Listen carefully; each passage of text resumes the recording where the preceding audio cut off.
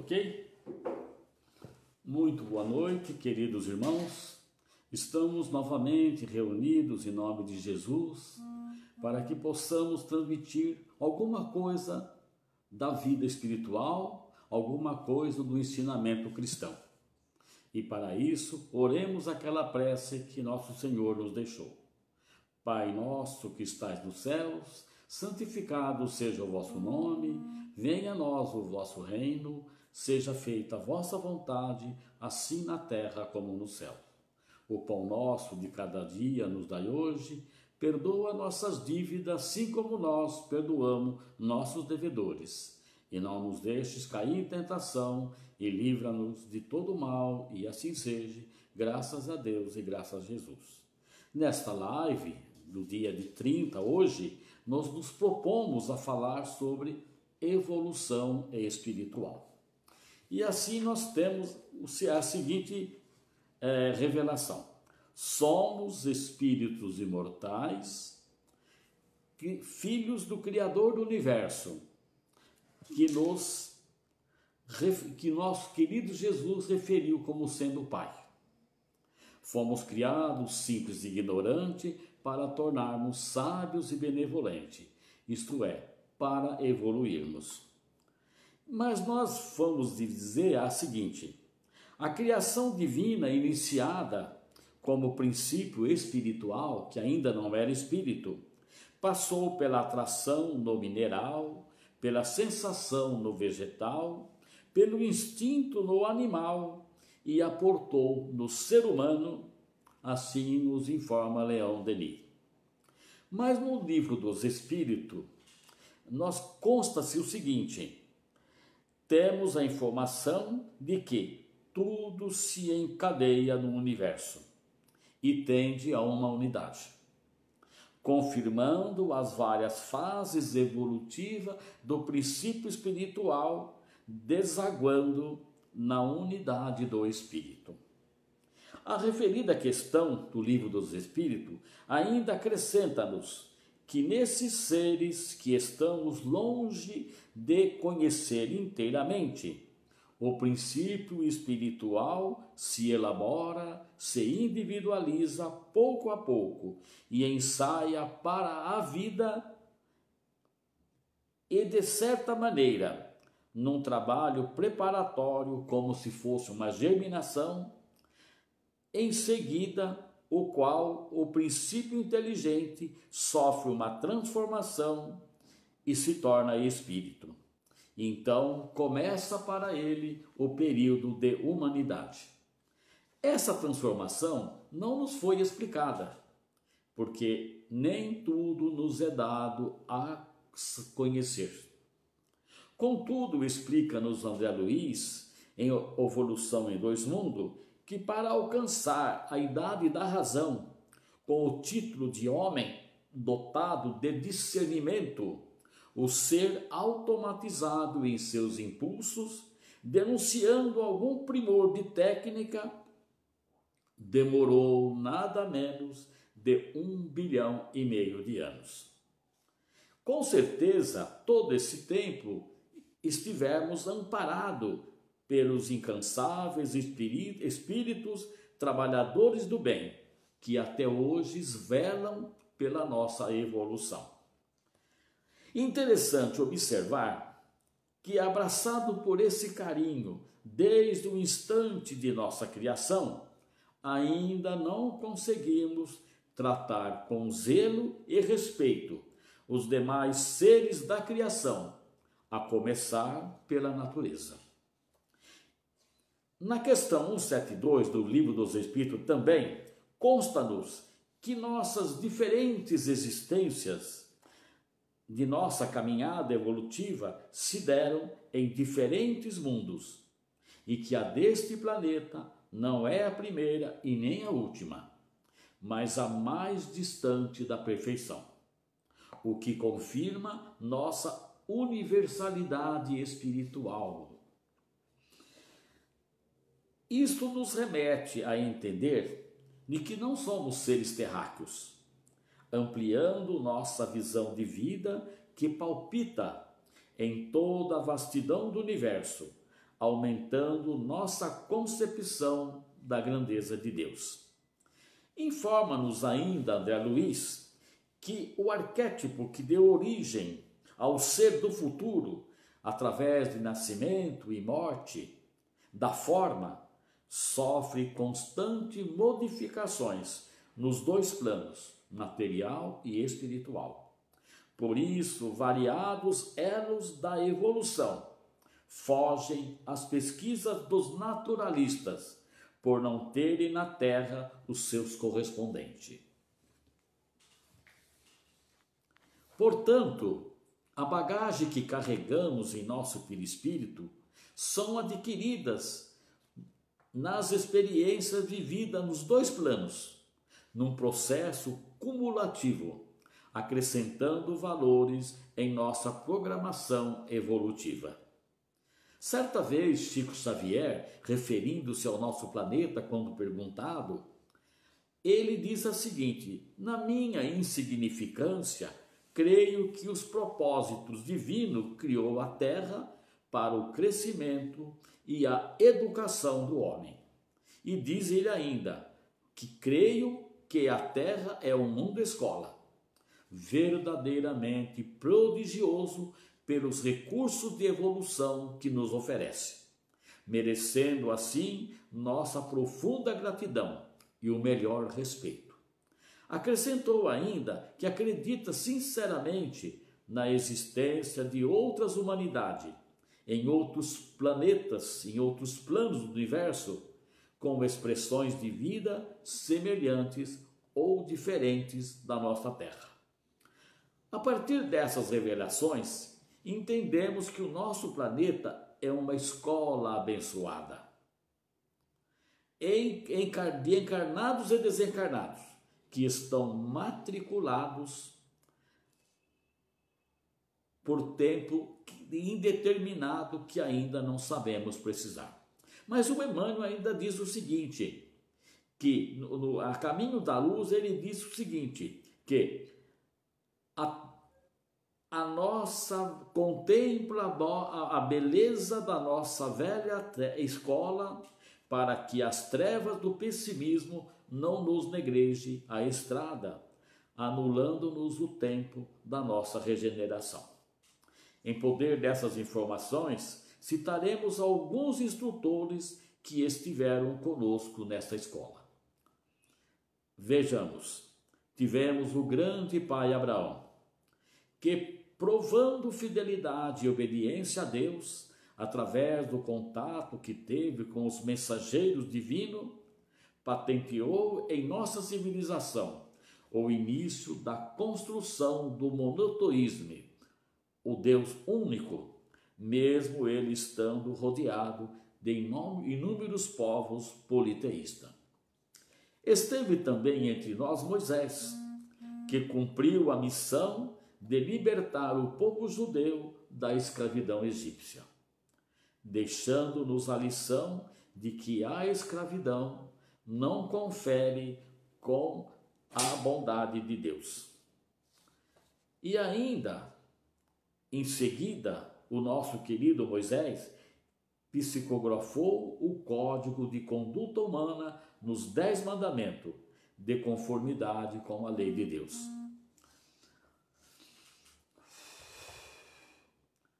Após Moisés, transitaram entre nós dezenas de profetas como luzes que brilham até hoje nas páginas do Velho Testamento. A semente desses ensinamentos germinaram em nossa cultura, possibilitando a chegada dos grandes filósofos gregos, descortinando novas visões de mundo e de seres, principalmente Sócrates e Platão, que consta do Evangelho segundo o Espiritismo como precursor de nossa doutrina. Assim, nos aproximamos do momento previsto nas Escrituras para a chegada do Messias, que está escrito no livro de Isaías e de Miqueias. Nesse momento histórico de nossa escola terrestre, surge o filho de Isabel e Zacarias, João o Batista, com a voz que clamava no deserto, anunciando a chegada do Messias. Neste momento histórico de nossa escola terrestre, surge ele, mas também em seguida nasce na manjedoura o filho de Maria e José, o carpinteiro, marcando o início da maioridade espiritual da humanidade terrestre, encarnada e desencarnada. E como escreveu João Evangelista, o Verbo estava com Deus, o Verbo era Deus, e o Verbo se fez carne e habitou entre nós. Na condição humana, como todos nós, Jesus descendia em sua genealogia da linhagem de Davi, filho de Abraão, o que representava grande destaque na sociedade judaica da época, mas que Jesus nunca se serviu dessa hierarquia social. Devido a essa descendência genealógica, esperava-se um líder político que libertasse o povo judeu das garras do Império Romano. E assim, coroando de glória o chamado povo escolhido de Deus, como nos períodos que tiveram com Davi e Salomão. Porém, as lições do Cristo trouxeram o ensinamento de continuação da vida, como espíritos imortais destinados à perfeição. Portanto, lições endereçadas a toda a humanidade e não somente a um só povo. Paulo de Tarso compreendeu a extensão da lição do Cristo, levando-a a outros povos além das fronteiras da Palestina e até mesmo ao Império Romano. Perseguido desde os primeiros dias de vida pela política de Herodes, que temia perder o trono para Jesus, pois diziam que ele seria o rei dos judeus, mas que ele negou, dizendo: o meu reino não é deste mundo.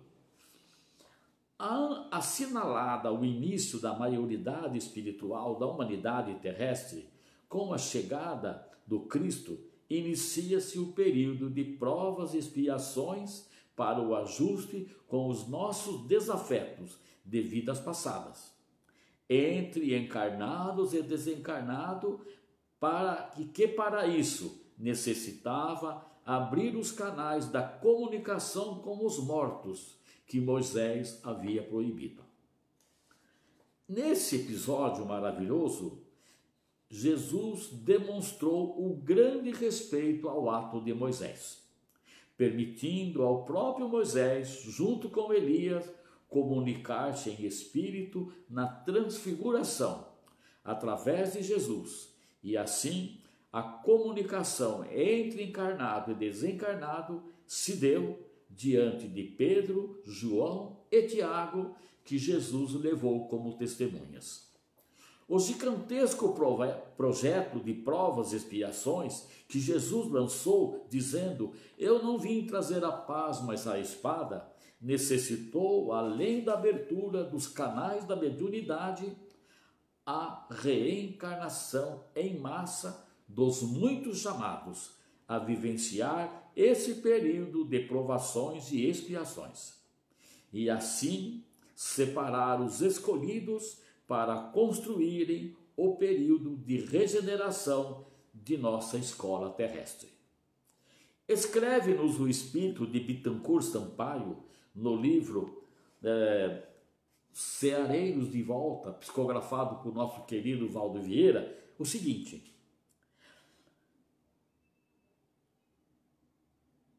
e aí ocorreu o seguinte: assinalando esse projeto, a população da Terra cresceu rapidamente e bilhões de pessoas reencarnaram, de espíritos, dentro da magnitude de nossa época, num epílogo de um ciclo planetário que foi vasculhado os umbrais da espiritualidade inferior, reformando-se os museus de sofrimento purgatoriais, forjados através de milênios inumeráveis.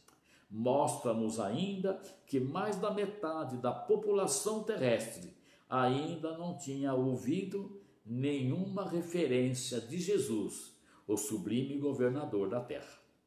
Considerando essa informação espiritual, acreditamos que talvez seja por isso que um grande número de pregadores religiosos ainda não saíram do Velho Testamento e significativa parcela de iniciantes espiritualistas ainda estão nos romances noveleiros.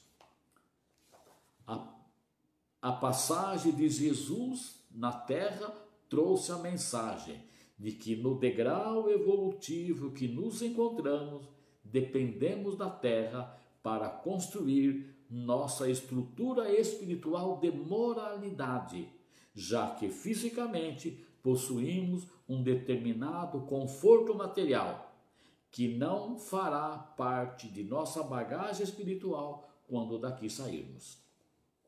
Foi assim que Jesus viveu entre nós, dando provas de que é possível viver na matéria e cuidar do espírito. Sua trajetória terrestre foi mais espiritualizada do que humanizada. Ele não reprovou os bens materiais, mas adotou como sendo degraus da escala evolutiva, se soubéssemos aproveitar como ele nos ensinou.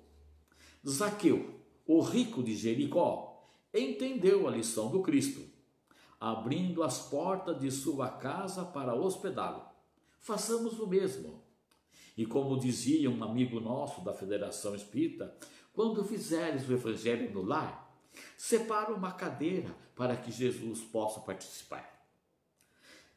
Apesar de todo o maltrato que sofreu, ele não desistiu de nós, pedindo ao Pai: perdoa, Pai, eles não sabem o que fazem. E ainda solicitou o Consolador para explicar às claras o que ele disse por parábolas. Entretanto, para a chegada desse Consolador, faltava a base científica da matéria que esteve represada na escuridão da Idade Média.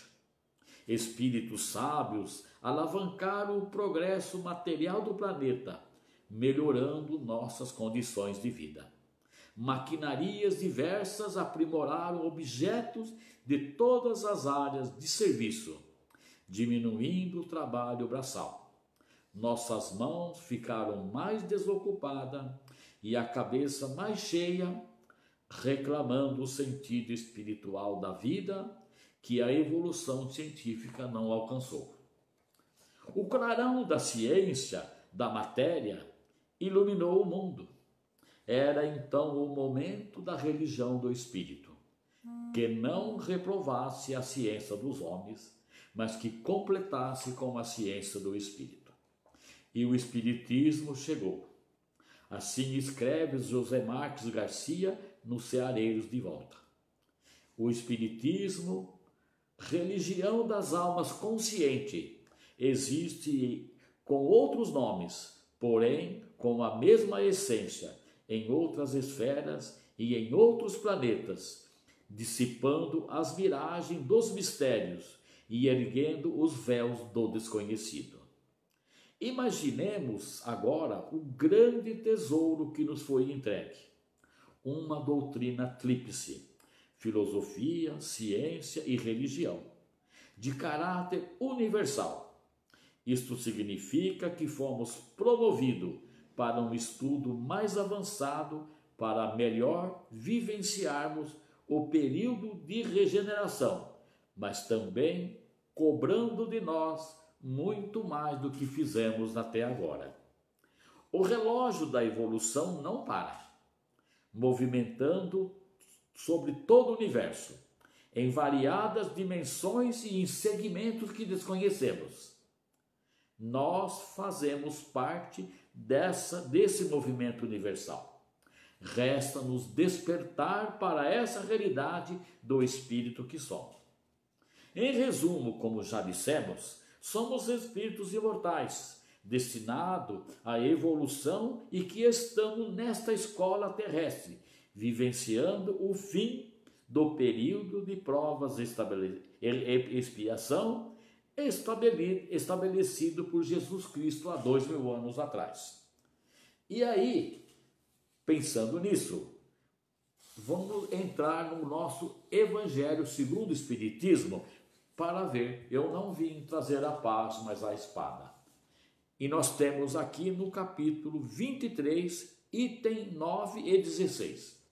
No 9 aparece o seguinte: não julgueis que eu vim trazer a paz na terra.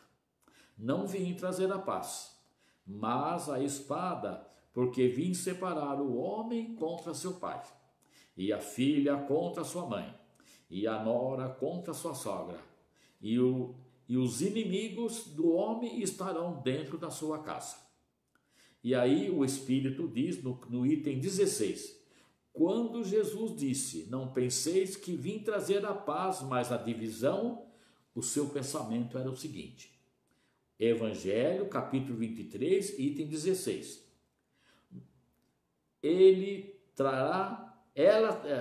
Ela trará lutas sangrentas, para as quais o meu nome servirá de pretexto.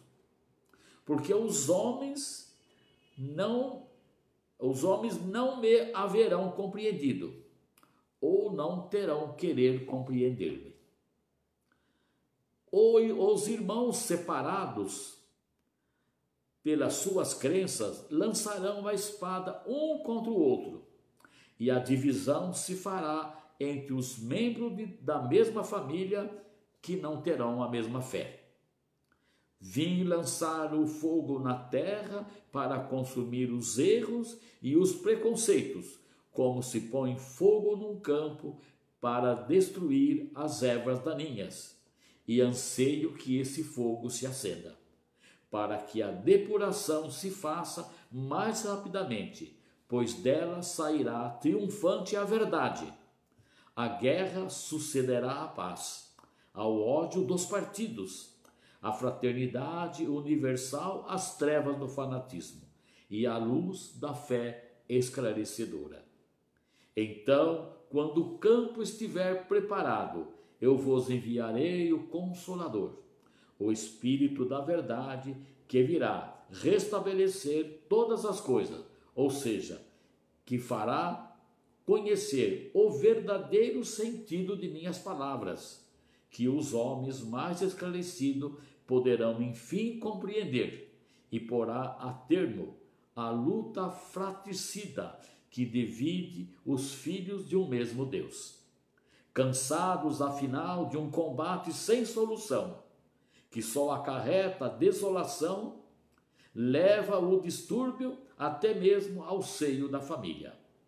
Os homens reconhecerão onde se encontram os seus verdadeiros interesses, no tocante a este e ao outro mundo, e verão de que lado se acham os amigos e os inimigos de sua tranquilidade. Nesse momento, todos virão abrigar-se à mesma bandeira, a da caridade, e as coisas serão restabelecidas na terra segundo a verdade e os princípios que vos ensinei. O Espírito, no livro Evangelho segundo o Espiritismo, que passa isso. Mas, completando aqui, nós vamos ver uma mensagem pequena do Emmanuel, que diz assim: companheiros do mundo, sois espíritos eternos em viagem educativa na escola e na oficina do planeta. Ao término da jornada, conhecereis o que aprendeste e colhereis o que semeaste. A terra é tão somente uma estalagem a que chegaste ontem e da qual partireis amanhã. Acumulai os tesouros da felicidade futura, aperfeiçoando-vos pelo estudo e servindo aos outros o quanto puderes. Sobretudo, meditai nos outros viajores e aproveitai o vosso privilégio de entender e de auxiliar. E assim, nós entramos naquela questão do nosso querido, que aparece no Evangelho, Paulo de Tarso. Fora da caridade não há salvação. E não só isso, sem o Cristo não teremos solução. Afinal, ele é o caminho, a verdade e a vida. Verdades que a gente não quis enxergar ainda, devido à nossa visão embaçada por questões dessa natureza. E assim, dessa maneira, nós vamos encerrar esse trabalho, orando, pedindo a essa humanidade sofredora, tanto encarnada como desencarnada, o apoio dos amigos espirituais e daqueles seres que estão entre nós encarnados, enviando a melhor mensagem, a melhor vibração de amor a todos eles, independente das nações, das classes sociais, independente de tudo. Inclusive, reconhecendo a todos como irmãos, encarnados e desencarnados. Queridos amigos espirituais, vibrando contigo e pedindo a bênção de Deus a todos nós e a proteção de Jesus sobre a humanidade inteira, oremos a prece que nosso Senhor nos deixou. Pai nosso que estais nos céus, santificado seja o vosso nome, venha a nós o vosso reino, seja feita a vossa vontade, assim na terra como no céu. O pão nosso de cada dia nos dai hoje, perdoa nossas dívidas, assim como nós perdoamos nossos devedores. E não nos deixes cair em tentação, e livra-nos de todo mal, e assim seja, graças a Deus e graças a Jesus. Meu nome é Germano, e eu sou um servidor voluntário e espírita do Lar do Amor Cristão. Obrigado a todos pela paciência de nos tolerar. Obrigado.